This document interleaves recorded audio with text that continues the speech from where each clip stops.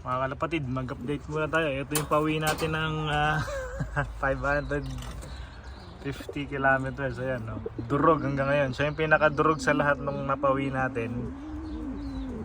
Second day siya umuwi.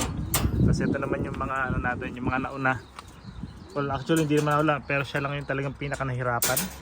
So ito yung first dropper natin nung ano. Ayan, no? Sa likod siya nang galing. Siguro kung lumanding siya ng agad-agad at di naglibot, baka maaga-aga rin yung resulta nito. Pero pang number 32 siya sa out of parang kulang-kulang 600 na ibon. Ayan. Ito yun. Tapos yung sumunod sa kanya 1 oras na. Kaya talagang walang i-expect na good result masyado. Pero okay na rin. Gaganda ng ito yung mga hen natin. At ito naman kasi talagang pang distance sila. So itong ibon na to, kahit kailan na umuwi, malapit, malayo, hindi pagod.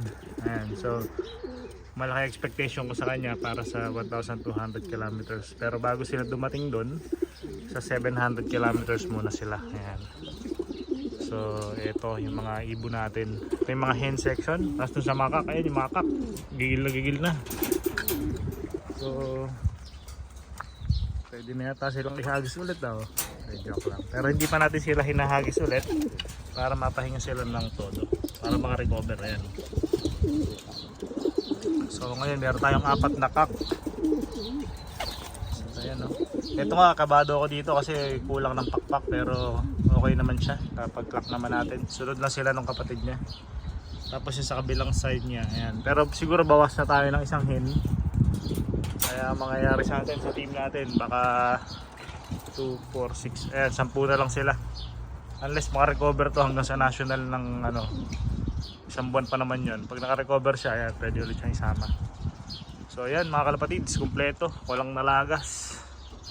Ang nalagas lang, bulsa. Ayan, ayan yung first 2 dropper natin, yung 2 brown. Ayos. At ito naman yung mga young birds natin sa bubong. Ayan, oh. Ayan, o. Yung anak niya yan, yung brown. So ito, ganda na. Yung mga bata natin, yung mga bago. Ayan, laglag.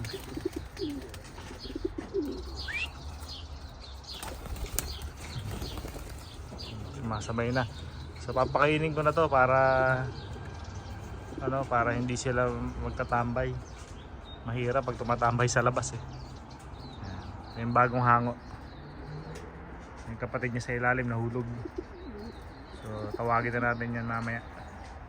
So yun mga kalapatids, share ko lang, masaya talaga pag nakakompleto yung ibon.